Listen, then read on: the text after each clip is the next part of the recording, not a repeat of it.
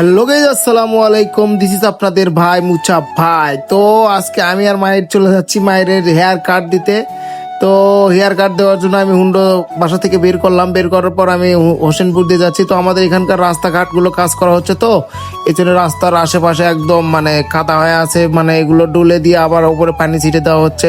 তারপরে হোসেনপুরের ভিতর দিয়ে চলে যাচ্ছি। তো প্রচুর পরিমাণে পল্লারে দিচ্ছে, কারণ আমাদের গ্রাম এলাকা, আমাদের এখন সিজন চলতেছে। তো আমি আসে দেখলাম যে রঞ্জু ভাইয়ের দোকানে প্রচুর ভিড়। তো একটু ওয়েট তো করাই লাগে, দুইজন তিনজন আছে। তারপরে সিরিয়াল, তো বাবা বললো চলো কিছু খাই, তো বাবা একটু চিপস খাবে।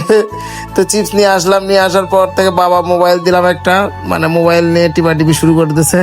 তো টিপতে টিপতে বোরিং সময়, বুঝতে তো পারতেছেন ধৈর্যের বাদ বেড়ে যাচ্ছে, দুইজনে একদম অসুস্থ হয়ে যাচ্ছি, মনে হচ্ছে কখন চুল কাটবি আর কি। এই জন্য ভাই কইছি তাড়াতাড়ি লান চুল, আমার একবারে শুতে গেল, কিন্তু চুলটা তো একদম চিপস খাচ্ছে আর করছে বাবা তাড়াতাড়ি তাড়াতাড়ি বাড়ি বাড়ি তাই করছে। কিন্তু তারপরে অবশেষে শেষ হওয়ার পর মায়ের চুল কাটা শুরু করে দিয়েছে আর কি।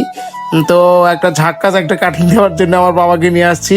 তো যেহেতু আজকে ঈদের আর কয়েকদিন বাকি আছে, তো একটু ছোলগুলোকে একটু সকাল সকালে যদি চুল কাটে দেওয়া হয় তাহলে আসলে ভালোই লাগে, কারণ ওদেরই তো ঈদ, আমাদের তো আর কোনো ঈদ নাই, সেটা তো জানেনি।